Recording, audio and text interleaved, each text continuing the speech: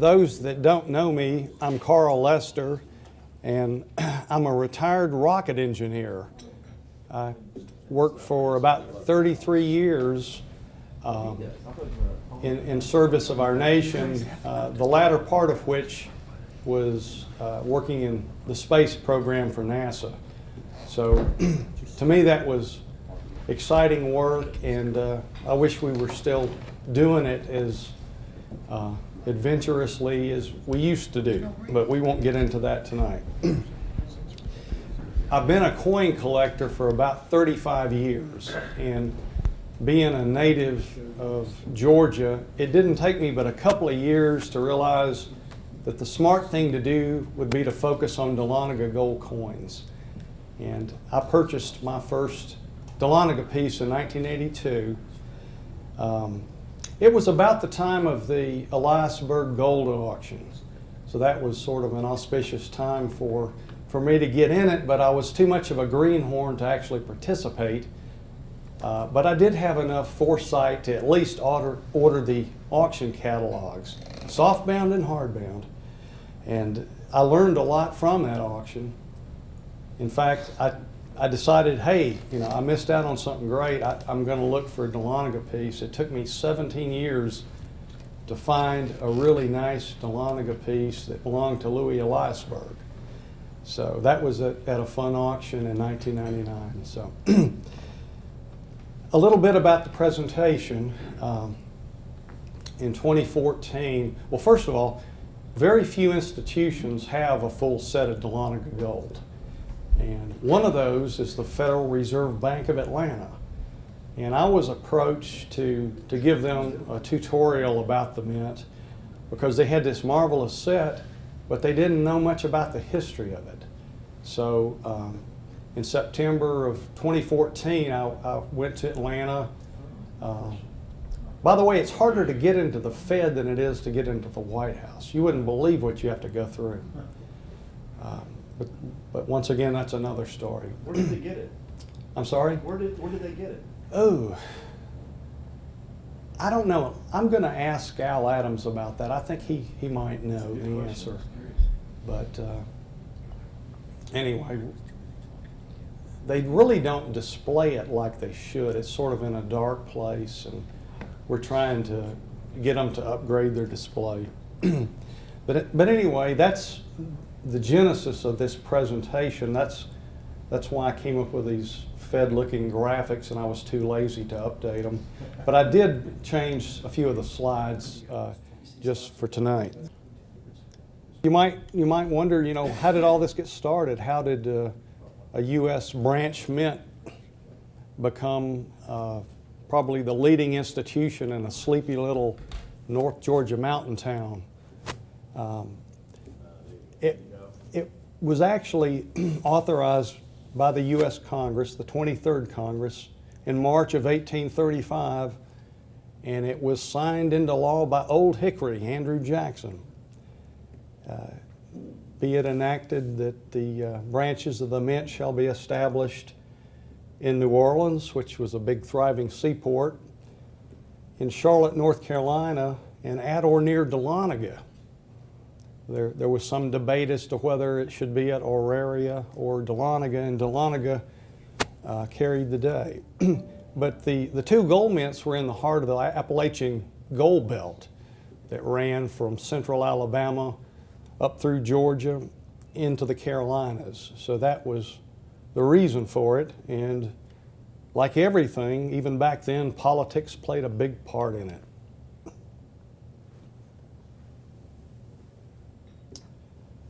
That shows the gold belt, and one of the richest veins was running through the Auraria and Dahlonga region, and as you can see, up into the Carolinas. But one of the reasons why they pushed for federal mints in these areas, it was hard to establish the true value of what they were mining. Gold dust and nuggets. Sometimes merchants would cheat people, not give you anywhere close to what it was worth, and it was It was a long and arduous journey to go to the mint, the only mint at that time in Philadelphia, very hazardous. So you can understand why they would want local mints to handle the local gold that was found. A big push by Southern congressmen to get the federal government to authorize these branch mints, and they worked at it for a number of years and were helped along by the fact that Andrew Jackson was a hard money advocate, which obviously, played right into the whole idea of gold coinage, which it's hard to believe that was actually, coin of the realm at one time. The fact that there was a shortage of coin, it was just in demand, was further impetus for establishing the branch mints. I believe it was Superintendent Singleton that said the people of Dahlonga were clamorous for coin. They really wanted it and looked forward to the time that these Jackson shiners would be struck at Dahlonga. Something that I think we've kind of lost track of today was Article 1, Section 10 of the Constitution prohibited anything but gold and silver coin as legal tender and payment of debts. One might ask, well, why was that? Well, it was because they'd had a very bad experience with paper money during colonial times. You may have heard the expression, worthless as a continental. Of course, they're not worthless today as collectibles. And there's a scene of the Constitution being signed in 1789. Another thing that played into all this was the big boom in technology. I personally think the whole history of our country's been tied to technology and advances therein. And we saw a big one during that time frame in the 1830s forward. And one of those developments was the Industrial Revolution. It enabled state-of-the-art steam-powered equipment to be used at the new mints. And there's been a lot of misinformation about this. I've read that they use screw presses at Dahlonga, which was just flat wrong. They had the latest and the greatest, although I think, as we'll see, it still wasn't a very easy task to produce these. It was a state-of-the-art materials and processing endeavor that went on to produce these coins. They called the Dahlonga Mint Building a splendid edifice on a prominent eminence. It's got a nice sound. Anyway, the mint opened in 1838 and struck gold each year until 1861, when it was closed due to the onset of the Civil War. And these two photographs here are the only two known photographs of the Dahlonga Mint. The one on the left was discovered in 1997. Before that, we just had a small snapshot of one of the windows with the first graduating class of North Georgia Agricultural College underneath, and I'll talk more about that a little bit later. But it was an exciting thing when they discovered that photograph of the mint. When publications would publish an article, they'd have a drawing of the mint. And one evening in 1997 in the fall, I got a call from Dahlonga, and they said, "You'll never guess what we found today." I could hardly get to sleep that night. I was so excited, but that's it. That's what the mint looked like. The question was, why was the Dahlonga Mint shut down? Was it because the Confederacy took all the gold?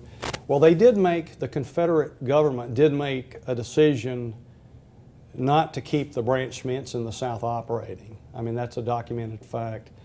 But in the case of Dahlonga, I think, and we'll see this in the charts that are coming up here, there was a decline in the deposits more than anything else that I think led to that decision. They just were receiving such minute deposits that it didn't make a lot of sense to keep the mint operating.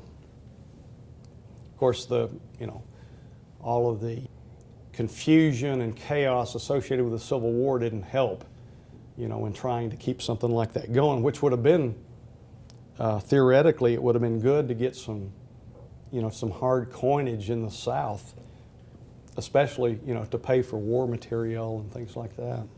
And so if you've got a question, go ahead. Yeah, I guess, what does it depict, number one, and then number two, was it found in the historical data in the mint or in the facility, or? No, people had looked for it for years. I mean, the photographs from 1877, is that correct?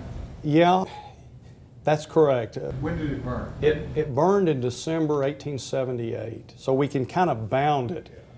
We know it was before December 1878, and we know it was after the formation of North Georgia Agricultural College, because you can see the cadets lined up out in front of it. So we can kind of bound it, but we don't know the precise date it was taken. Okay.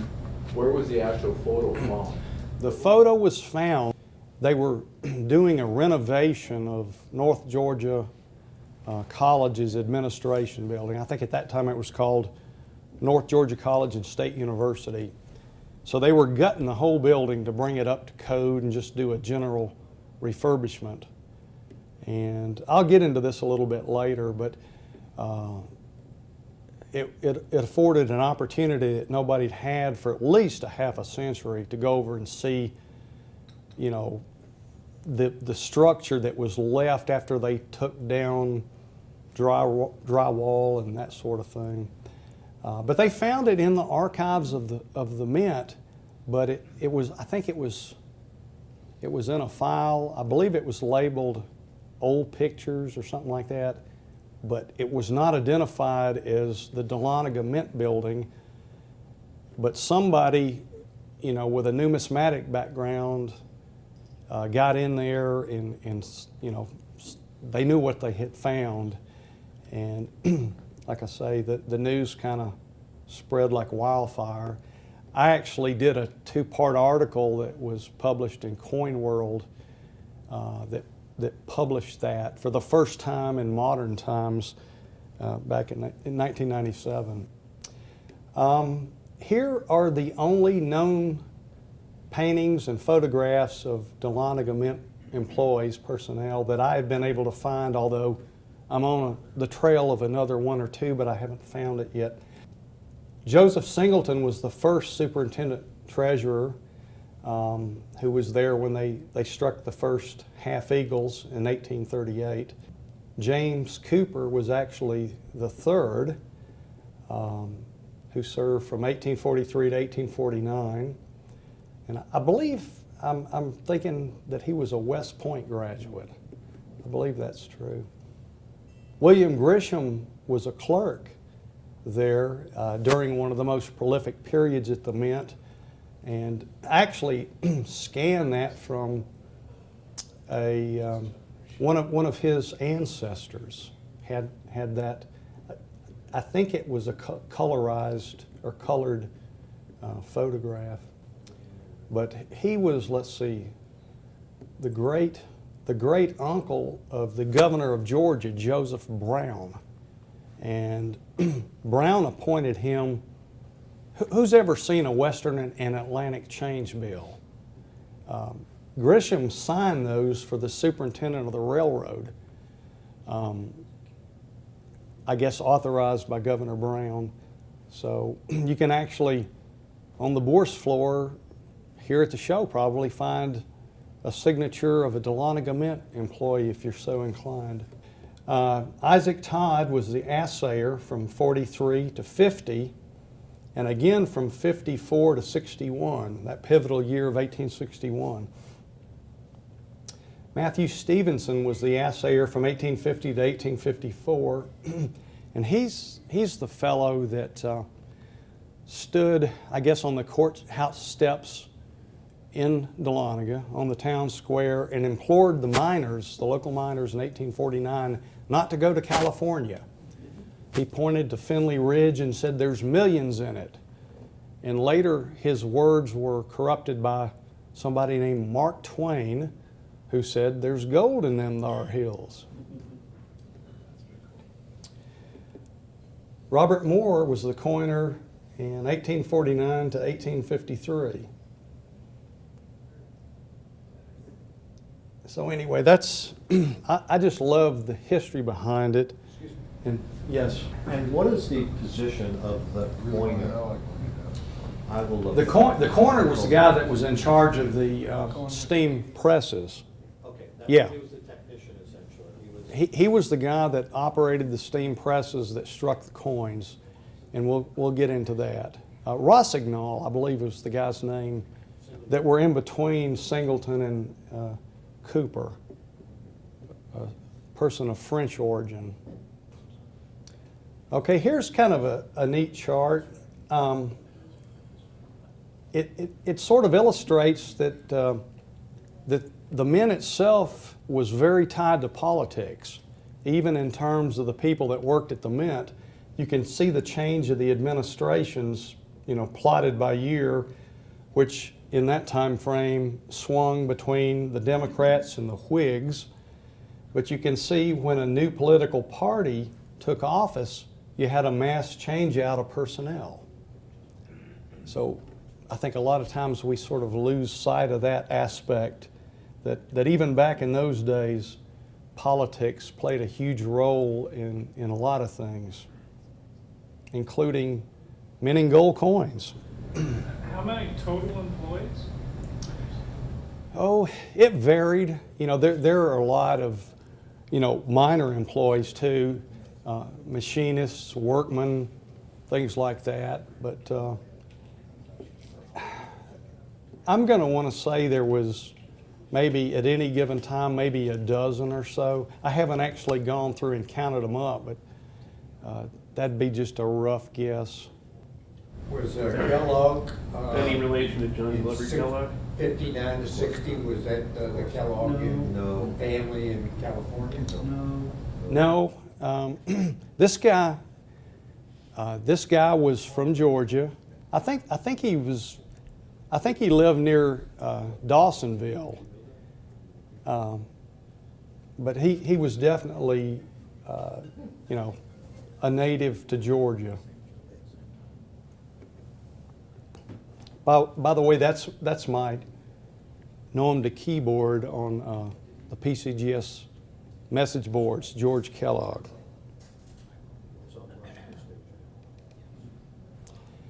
Here's a flow chart that shows some of the basic processes that they had to go through from, taking in the raw deposit and turning it into coinage. I'm not going to go through every single thing there, but the takeaway is that it was a very complicated process with a lot of steps involved, and it took a lot of knowledge of process engineering to pull it off. A lot of different types of people made deposits there. Obviously the miners are ones that we normally think of, but businessmen could come in with gold bars or foreign gold coins, and you can see on that deposit receipt there on the right that some of those things were deposited. So it could be in various forms, including some territorial gold coins. Can you imagine anybody taking a Templeton Reed piece and depositing that to be melted down? But I guess it did happen. We know it's well documented that there was a large deposit of Beckler coins at Dahlonga. In this particular case, I illustrate the Bank of Fulton note. Notice the signature for the president of the bank, E.W. Holland, and that's the same person that made the deposit at Dahlonga. The signatures are the same. So this was a banker from Atlanta that made this deposit on the right.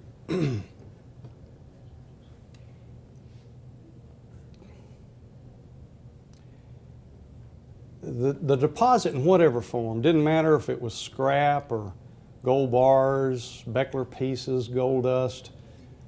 A deposit was melted down into one homogeneous mass, and then it was assayed to determine the purity, and that's how they established what value the deposit had and the amount in newly coined gold that would be paid back to the depositor.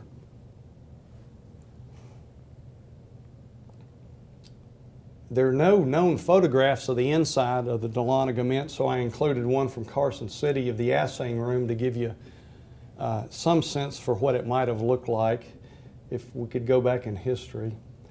The weights and measures set on the right is actually from the Dahlonga Mint. That's a real nifty item that's on display at the Gold Museum in Dahlonga if you get a chance to go there. Well, we know that the coins were required by law to be 9/100ths fine, which basically means it was a 10% alloy in there, which at that time consisted of silver and copper. They could have up to 50 parts per thousand silver and be within the legal limit. On the melt, the liquid gold was poured into gold ingot molds, and you can see some there. It was allowed to cool, and then those ingot molds of gold were processed further. They were basically taken and put through a rolling mill to reduce the thickness. They were trying to get down to something approximating the thickness of a gold coin, and they'd have to put it through multiple passes, reducing the distance between the rollers in order to do that.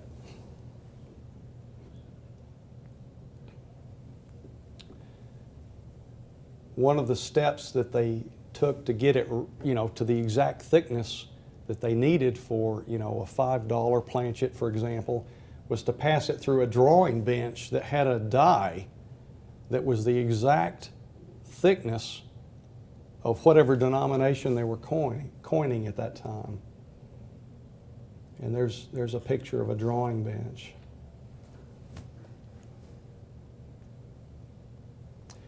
Here's an actual picture of the very blueprint that was used to make the steam engines that were purchased for the branch mints. And you can see it's a horizontal reciprocating steam engine. Supposedly, well, there's some indication that there may have been a flywheel from either that or one of the coin presses that existed into the 20th century. But I went up there to Dahlonga and tried to find any evidence of it and couldn't, so I don't know whatever happened to it. But as recently as 1962, a person doing research on the mint reported this large flywheel in back of the library there. Okay, here's a look inside a 19th century machine room, and this shows you, what it probably looked like inside the Dahlonga Mint. It was just a maze of belts and pulleys and different pieces of machinery that were tied to the steam engine. The power off that steam engine was transmitted to some of the machines that actually did the various steps, so you can sort of get a sense for what that would have looked like. On the right, you can see part of a steam engine at the Carson City Mint in 1870. Let's see. Okay, here's the part with the piston in it, and here's the shaft that would have gone to the flywheel. This thing turned around and around and was called a flyball governor. Not to be confused with a screwball governor, which we've had a few of. This is what it looked like, the device that actually struck the coins. I think the two presses that they had at Dahlonga were probably the same size as the photograph on the right, which was taken at the Franklin Institute. I actually flew there in 2002, I believe it was, to see it operate. Some of y'all may have done the same, but it was hooked to an electric motor, but it sounded, I mean, I thought the thing would be really noisy, but it sounded for all the world like a sewing machine to me when it was operating. But you can see when it was connected to the steam engine, you can see the belt that ran through the floor. They had medium-sized presses at Dahlonga, and I believe that's one of the reasons why they couldn't strike anything above a $5 gold piece. It would have taken a larger press. And I've also read that these toggle joint presses were so heavy that they had to take timbers and prop up the floor joists underneath because they were making the floor sag. The first coins were 80 half eagles that were struck on April the 17th, 1838. Some sources say April the 21st, but I went back to the original microfilm from the National Archives, and it was April 17th. They could strike about 1 coin a second, so they were making money with rapidity. Some neat charts here that show the coin production. You can see the pie chart that shows the relative amounts of half eagles, quarter eagles, gold dollars, and a practically unmeasurable number of half eagles. 1,120 were minted in 1854. You can see the bar chart that shows the various denominations. You can see the most prolific period during the 1840s when they were getting a lot of natural deposits.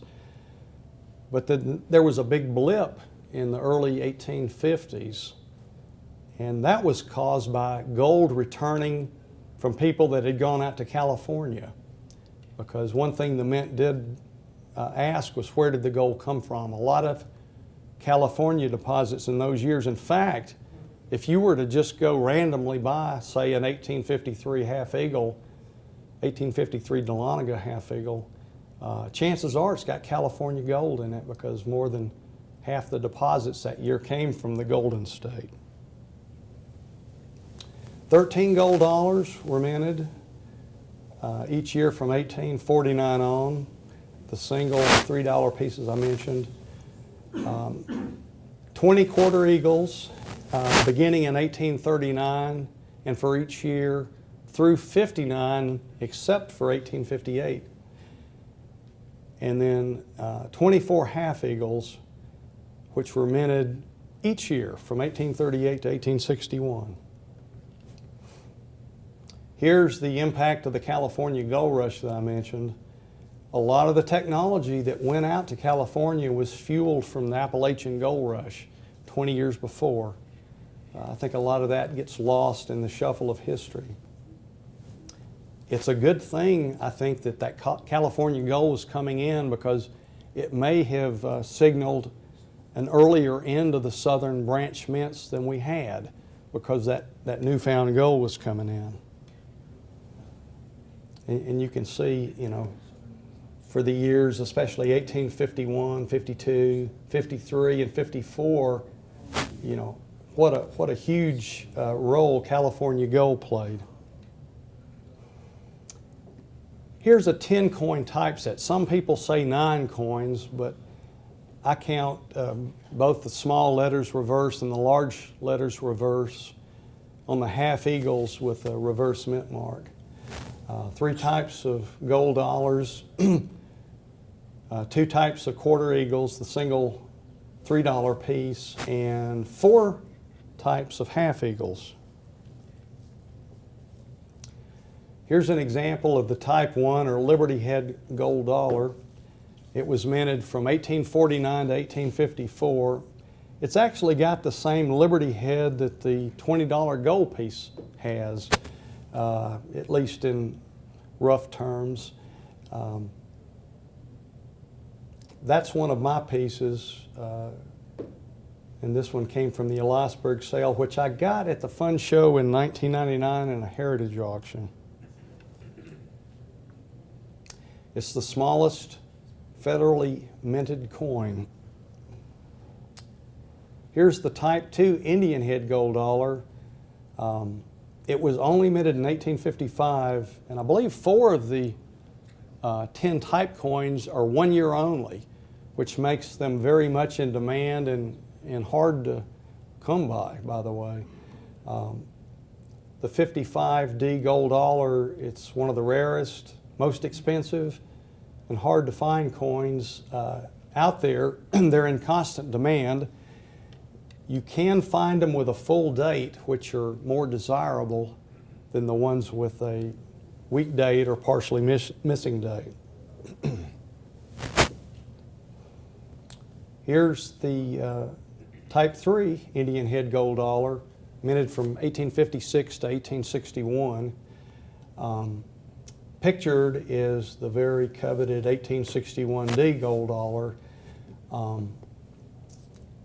We've never really found the smoking gun that says this number of 1861D gold dollars were minted under the authority of the CSA. It may exist out there somewhere, but I'm convinced, based on what I have, what research I've done, that it was less than 1,000 that were minted after the mint swung to the allegiance of the Confederacy. And I'll get into that a little bit more later. It's in, tremendous demand, very high price to match for the 61D. So most people, for a type coin, they'll steer clear of that. Although sometimes I think, if you can get a real rare coin for a type coin, you're a few steps ahead. Here's the classic head quarter eagle, another one of the only minted 1 year varieties. It's got the mint mark on the obverse of the coin, which is kind of neat. It's not as rare as a lot of the other quarter eagles, but it's so popular because it's a type coin that they tend to bring pretty stiff prices.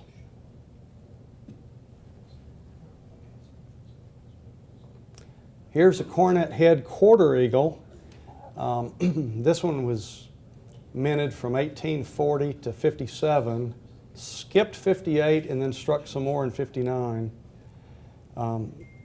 Something interesting that I've noticed, I'm not sure if others have or not, but in the years 57, 58, 59, and 60, Charlotte made them in the years that Dahlonga did not. Charlotte made 1858 and 1860 cement quarter eagles. So I don't know if that was happenstance or by design, but it's certainly interesting. That particular coin is one of my pieces. This is the James Stack quarter eagle. It's one of the only attractive 40Ds I've ever seen. The color's really unusual. That's the way it looked when it came out of the safety deposit box after 44 years. It was put in there when Mr. Stack died in 1950, and that's the way it looked in 1994. I didn't buy it out of the sale, but I tracked it down later from somebody in this room. But it's actually one of my favorite pieces. Well, I could. Thank you, Doug. Who was it? James Stack. Oh, no. Doug, I bought it from Doug. Actually, there's a neat story. All these coins have stories, by the way, but I don't want to bore you. Saw it in a stack sale. Jack Hancock paid 11 grand for it, raw. It went into the North Georgia collection. It was in the little flyer that Jack and Doug put out in the summer of 1997. 1999. It was 97 because I've got it at home. You just made my whole night, by the way. It was actually before. No, it was 90. I'm sorry, it was 98. Yeah, it was 1998. Okay. It was before the fun auction Which was in January of '99. So it was the summer before. It was you're right. It wasn't '97. But I didn't. There were no photographs. I didn't pick up on it being the stacked coin somehow. Saw it again at the 2003 World's Fair of Money in Charlotte. Doug had it very briefly, and when I went back to look at it again, it was gone. And I finally bought it at the A&A in Baltimore in, help me Doug, 2008. Yeah. I bought it from Doug at the Baltimore A&A 2008. Anyway, most of them have shattered dies, have been stripped and dipped, and they're ugly as all get out, but that's one of the few that has eye appeal in my view. Here's the 1854 D $3 piece. They made 1,120, and a much higher percentage of them survive compared to, say, a quarter eagle, half eagle, or gold dollar. At least 10% survived. In fact, I can remember one person that actually, I think, owned 11 examples. So he had like 1% of the entire mintage. It's very popular, very expensive. As a date, maybe not as rare as some of the other coins. Here's a classic head half eagle. It was only minted in 1838. It has the mint mark on the obverse, which makes it very interesting. And it was the first denomination ever struck there, April the 17th of 1838.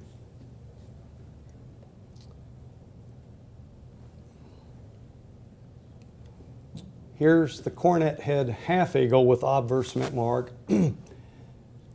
I count it as a separate design type. Is that your coin?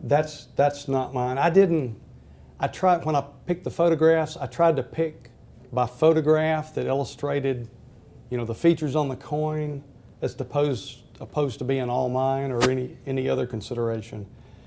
But I think it's a coin that's in great demand. It's one that I tend to like to buy every time I see a nice one. But anyway, it's one of the 10 types. The next year, in 1840, they moved the D mint mark to the reverse, and they basically made two types. One with small letters on the reverse from 1840 to 42, and then during that year, they transitioned to the large letters reverse. That particular coin was one that I bought after the fact. It's actually a Harry Bass coin, but it's got the tall D mint mark, which is a very rare variety for that year.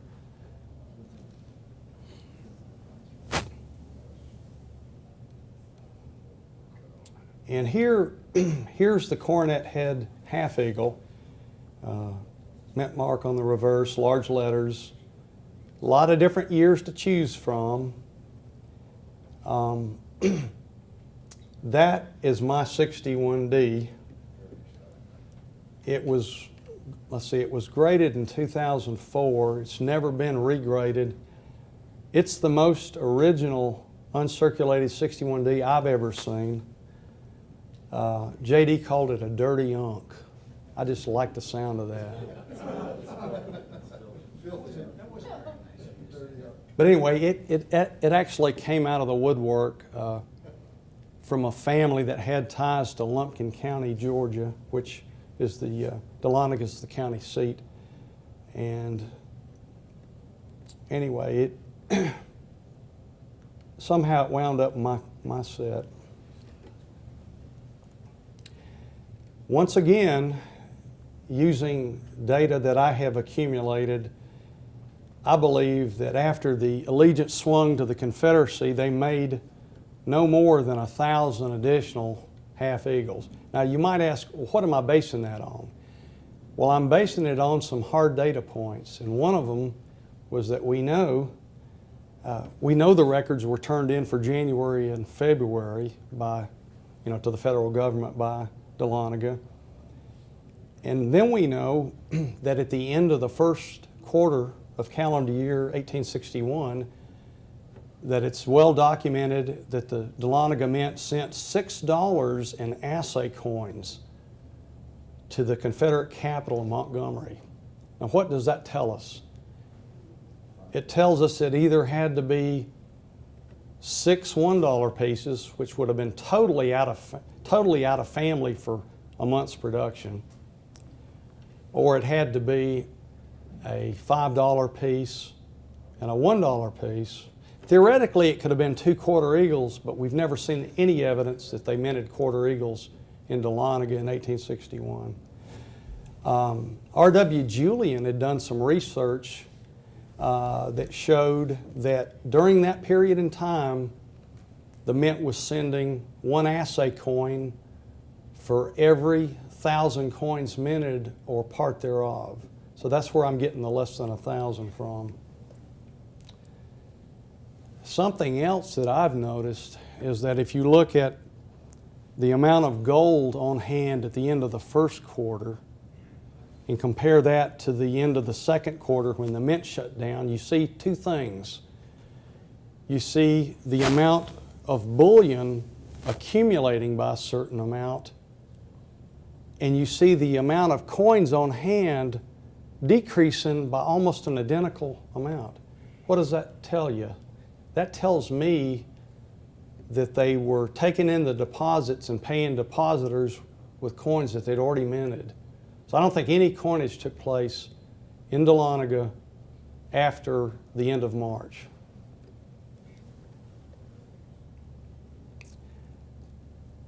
Another thing that gets overlooked is who was doing it. It wasn't Confederate soldiers. Confederate soldiers couldn't possibly have pulled this off. It was the very same people that had worked there all along. They were just reporting to Montgomery instead of to Philadelphia. So you might see some, interesting things on coinage, but don't attribute it to the fact that some Confederate soldier came in there and put down his infield and started minting coins. It didn't happen. The mint closed on June the 1st, 1861 as directed by the Confederate Congress. Factors, I think, were obviously the declining gold deposits and just the general turmoil that the whole country was in at that time. In hindsight, it might have been a good thing if they could have kept the mints open, because they would have had a much needed source of hard currency, assuming they could have gotten enough deposits to do that. We see there below the attack on Fort Sumter, which initiated hostilities between the 2 factions.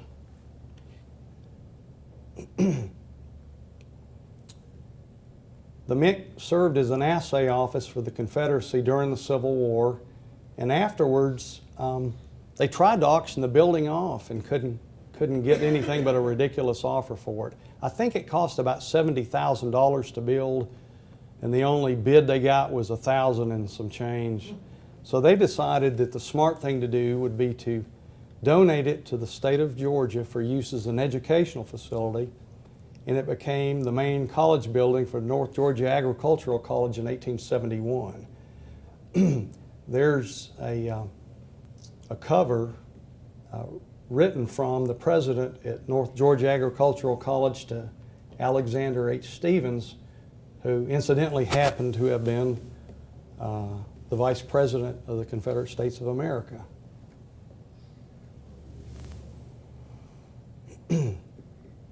On a cold December night in 1878, that building burned to its granite foundation, and the people of Dahlonga were determined that they weren't going to take that lying down. They made commitments to rebuild the building, and eventually it became what you see there today, which it's called Price Memorial Hall, but it's the administration building for North Georgia College, I believe. They keep changing the name of it, which is a little confusing, but I think that's what it's called today.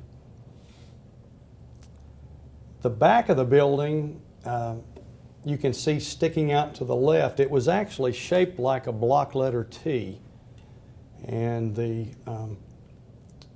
steam engine was in the basement of the rear portion, and the coin presses were directly above that.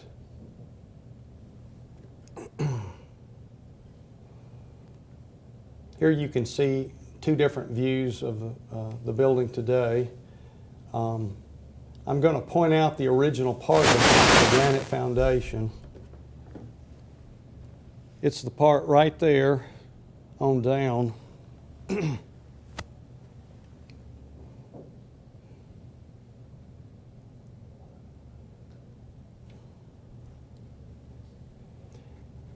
I had mentioned before that they renovated Price Memorial back in 1997, and I took a quick trip over to Dahlonga and got to tour the whole building with everything ripped out.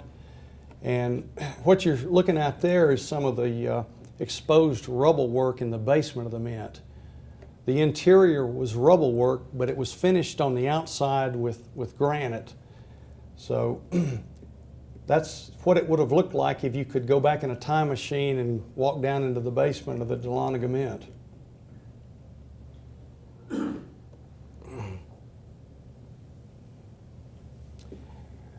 Well, what does all this mean to us, the historical legacy?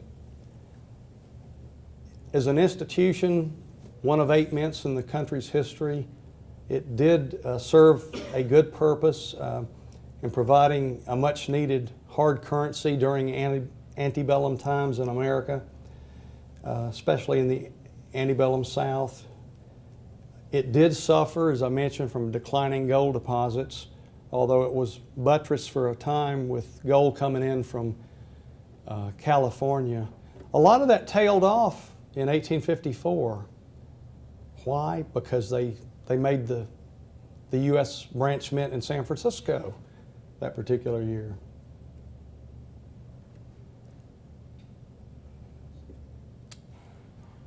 Today, the most tangible legacy of the mint, obviously, is the gold coins themselves. They're highly prized by collectors and Southern historians. Superb examples have brought 6-figure prices. And this is just real rough, but a complete set in choice, extremely fine, is approximately $500,000. But that, like I said, there's no two alike, and you could easily put a lot more into it by holding out for very eye-appealing coins, but it just gives you some sense of it. That's one of my pieces on the bottom there, an 1854D half eagle. Something that happened that year that's very interesting is they got a letter in Dahlonga from the mint director in Philadelphia, said, "Your coins don't look like ours. They're too light." And so they directed that they take some of the silver out, which was causing the light color. I'd mentioned that they could have up to 50 parts per thousand silver. And you're going to see a lot of coins out there that have this real coppery look. And Claire Birdsall had some of them non-destructively tested, dated 1854, and the silver content dropped from 3.5% to 4.5%, or even approaching 5%, down to in the 1% range. So I think that's why coins like this one look so coppery looking.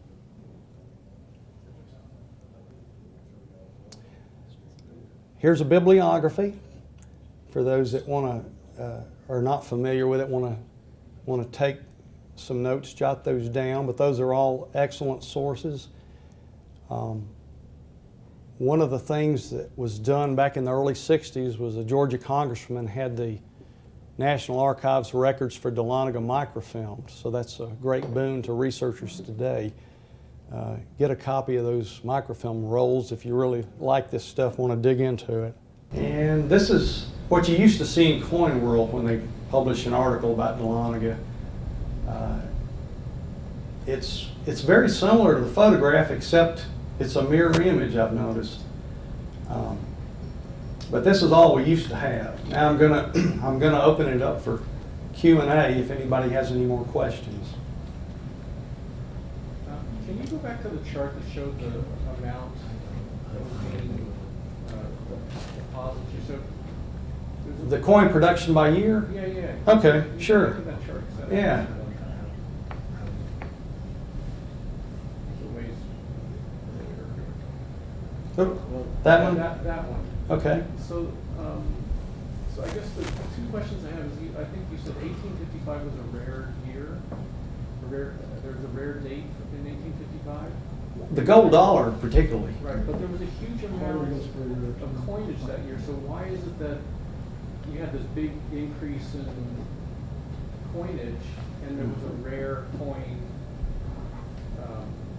in a year Well, with so much? Okay, you have to, the yellow are half eagles, the yellow bars. Okay. The red are quarter eagles, the blue's the gold dollars. I see. So it varied by Okay. denomination. Now, how they determined what amount of each denomination they were going to coin in any given year. No. By order. The miners demanded half eagles, they wanted half eagles, you could ask for whatever you wanted. Okay, All so- miners, yeah.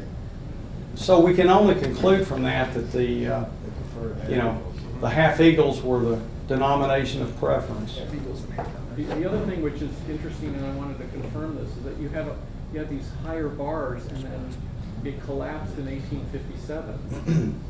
And there's a reason for that, which is that there was a financial panic in the United States in 1857. So so it could have very well been that you had a much lower coinage deposits because there was a financial panic Well, on the United the States. blip you see on the right is the incoming gold from California.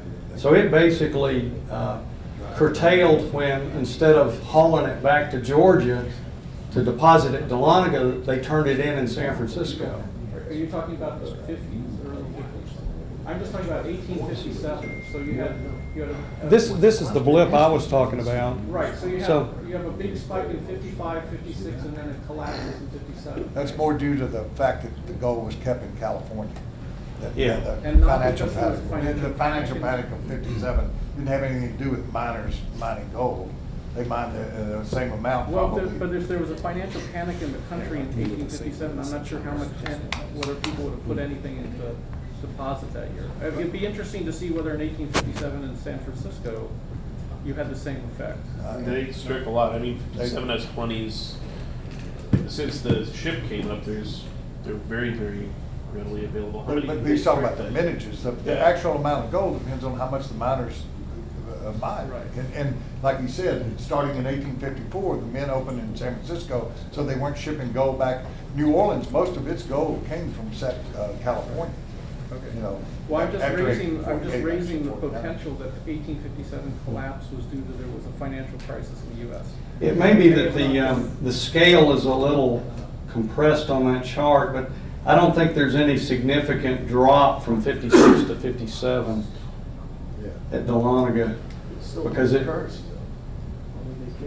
Well, because if the currency, if the coinage is occurring because people are depositing and you're making coins from it, then all of a sudden people pull their deposits out because nobody wants to keep anything in any kind of bankish kind of situations. I don't know. That's more of a historian to ask, but there was a financial crisis. well, you're right. It would be interesting to look at figures at a place like the San Francisco Mint to see if there was any noticeable effect. Yes, sir. I'm gonna wait until you finish. I have one or two questions. And Just- I know we're at this just- point. In terms of mintage of the San Francisco Mint, 56S is 1.1 million, 57S is 975,000, and 58S for 20s is roughly 890,000. So it's comparable. There's a little bit of a drop off, but it's relatively comparable.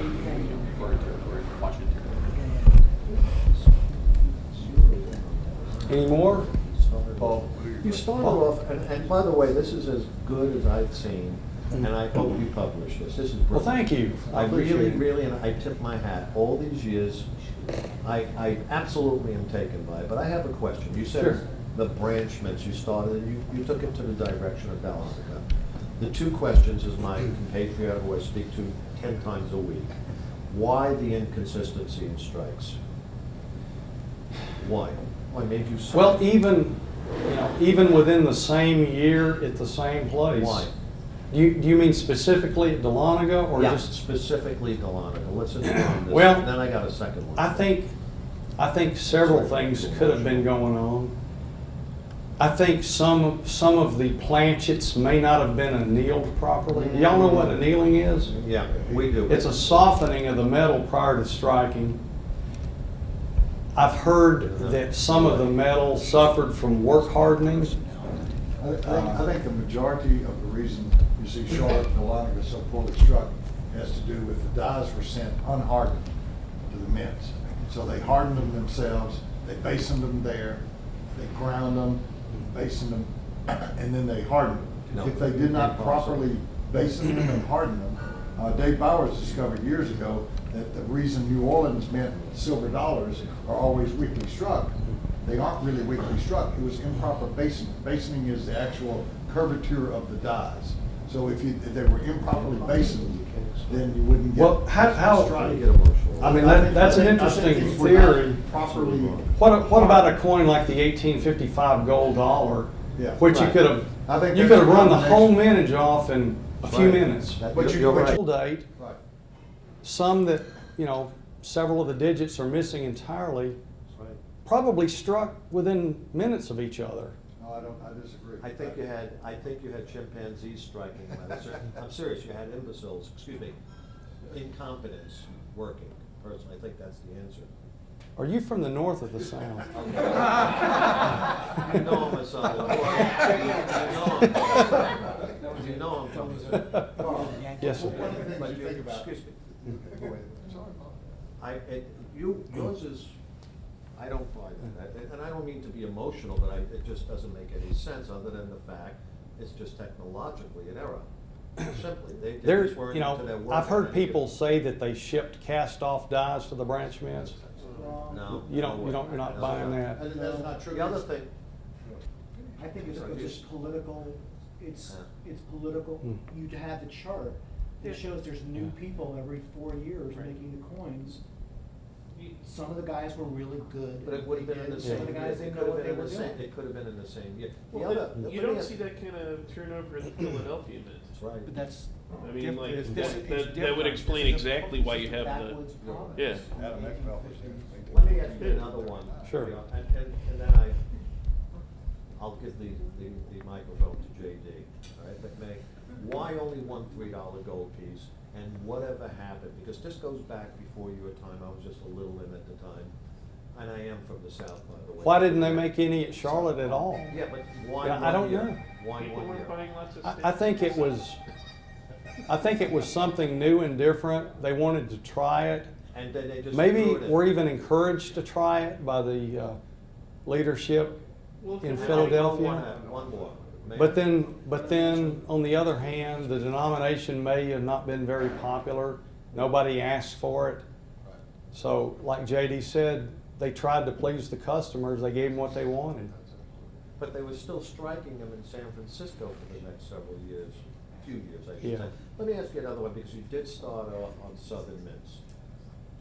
When I was a little guy, and probably this started way, way before I even got into the industry, the business, there was a famous coin called the 4010. Where did that come from? How did it come about? This is just a manufactured Super No, coin. it's very easy. That was the Colonel Green plate books. Yeah. He is the No, one that. no, Walter Green looked at it and thought it was an O. And it was a D? It was a Yeah, 40 that's my 41C. understanding, is that whole thing has been 41C. debunked over Yeah. time. Right, obviously. It was a but- 41C that Walter mistook for 41. Okay. Probably. All right, Flip. Actually, Yes, sir. going a different direction. This, the Smithsonian has and there's a collection of like their, Frank, or their, what do you call it, the territorial gold stuff. They have a little bar that says CSA Gold on it, and it's probably, most everyone thinks it's probably a fabrication. Is, in all the research and stuff, is there any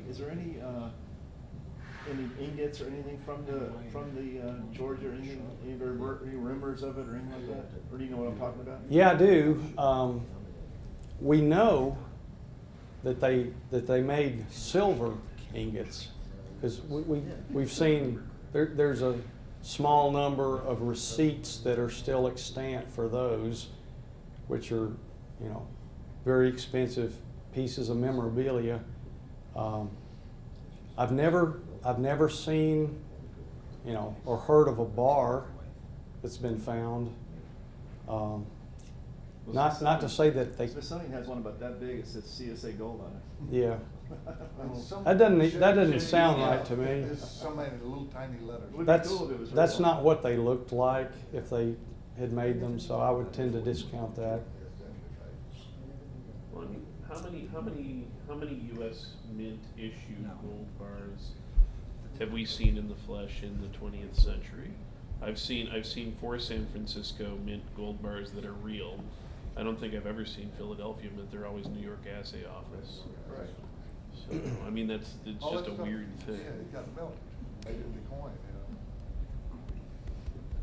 Going back to the dies. Yes. The 59C5, that's an That's annealing. an annealing issue. That's annealing That's, with the that's die. probably workmen that didn't know what they were doing. It was the gold dollar that you were I mean, there spraying are to. letters from the Carson City Mint. The Carson City Mint got so bad with annealing dies, that the Philadelphia Mint actually sent them dies already hardened.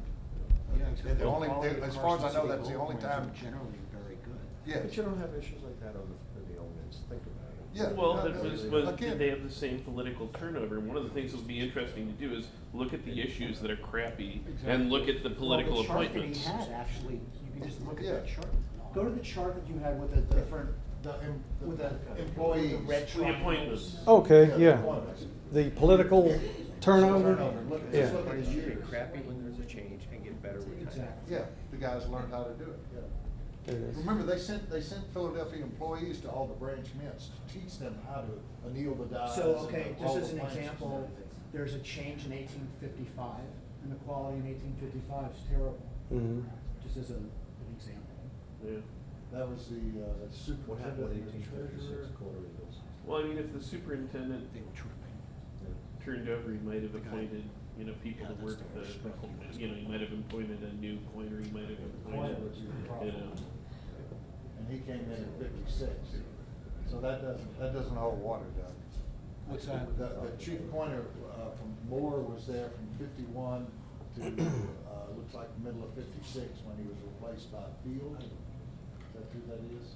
Yeah, and he'd had prior experience. Well, I mean, field what you hand. really have to see is the coining personnel, what kind of turnover there was each year. Not only the coining personnel, whoever's handling the dies. Yeah, who hardened the dies, yeah, right. Right. And, that's. But just looking at the amount of change, just in a 34-year or 24-year period, there's 5 or 6 different changes. Yeah, no, So I mean, there's no consistency. Well, you had Adam Eckfeld from 1814 to 1839, and then Philadelphia. Franklin Field from 39 to 54, so yeah, there was more And as far as I know, consistency. New Orleans didn't have the turnover also.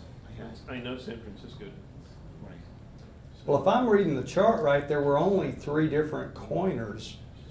One, two, yeah, Field was there twice. Field was there twice. There are only 3 different guys making the coins. But, I mean, that's running the coining press. You're not necessarily talking about the person No, who's, he wasn't running the who's, coin. basic, well, he might have been in charge of the room, but that's not necessarily the person who's gonna be preparing the dies. Yeah, the person that would be, annealing the dies and hardening the dies. Yeah. But they had Philadelphia people come down there and teach them how to do it. It's just that maybe they didn't. It would teach them be well. interesting, if we could question the people and, you know, talk to them and ask them. I do know this. I mean, this was a real numismatic backwater. I mean, you couldn't, during the rainy season, you couldn't even travel from one place to another in North Georgia. The roads were so muddy, so they may have had problems getting materials. You know, all we're doing, we're kind of speculating as to what may have caused I it. don't think they really But, cared about the quality. you know, They just. we, Probably not. It looked like it was- we see well-struck and poorly struck coins in the, you know, same relative period of time. You know, sometimes with dates that we know were produced on the very same day, where you had variances in strike, you know, during a 20-minute press run. So So what was how the do you first- explain it? What was the prettiest Dahlonga coal coin you've ever seen? the prettiest. Just so you look at it and go, this is a beautiful. Oh, well, I mean, Charles Cole's. I love, you know, original coins with pretty natural coloration. I don't know. That's a hard one. I mean, I really like my 61D. I mean, that thing is just booming with luster, and it's obviously never been touched. It's still got a little bit of, you know, dirt in the devices, and there have been a few coins that have been dipped that were gorgeous, and now they're blah. You know, but It used to be reasonably commonplace when I was younger, centuries ago, to see the whole sets, the plastic holders, Capital plastic holders. capital plastic holders, the whole shooting match. And then my buddy, God bless him, in heaven, Hancock and Hallwell, they promoted this. And the fact that they did what they did to these coins, meaning stripping them, is so criminal, No, it's you so just, the hateful. way you just said that, it made you sound like the Hancock and Yeah. No, Hardwell. that's not what, is that the way it sounded? It That's sounded not exactly not at all. the way it Talking sounded. about, first of all, he hasn't been around for a few weeks, but that's besides the point. The bottom line is, the stuff that exists today, to see what you have, that's fascinating. well, yeah, That's the way I Jack impressed was him. a real But that's what I believer saw. in originality. So That's he, what I saw, that's all I saw. you know, was he colorful didn't coins. do that. I mean, I can. No, that's not what I, Yeah. see, I didn't express myself Yeah. properly. Totally said that. Okay, subsequently, they Right. stripped coins. Oh, I know. I don't want to get political. I know exactly what It's you're not talking in trouble, about. this fellow, That's not what I Yeah. said, okay, you know I can say that. Yeah. Do they have a Okay, traveling? I'm saying the coins today, he's gonna make me stammer any moment now, Lester, please don't let him do that to me.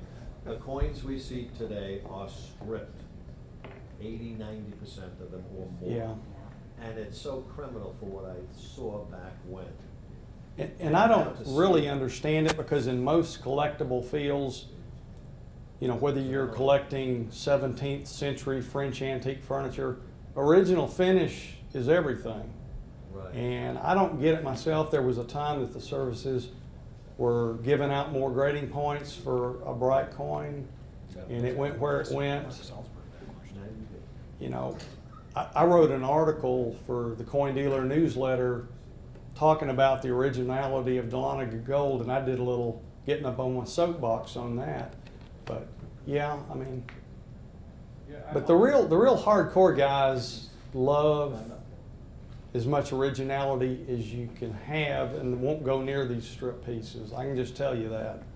We just called them a coin doctor. Well, I'll just give a little pushback on paintings, because You on video. all you have to do is take like a infrared light to any painting, and you'll see all the touch marks that have been done for paintings.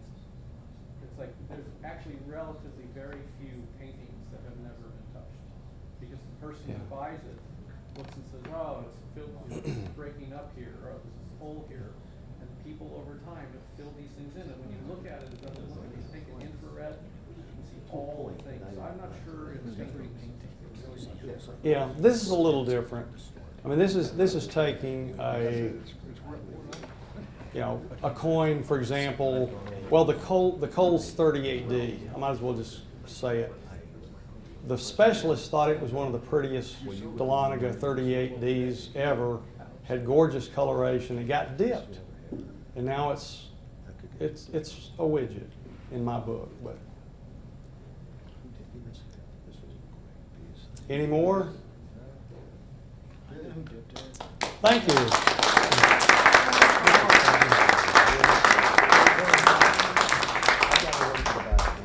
That was incredible. Thank you very much. You're welcome.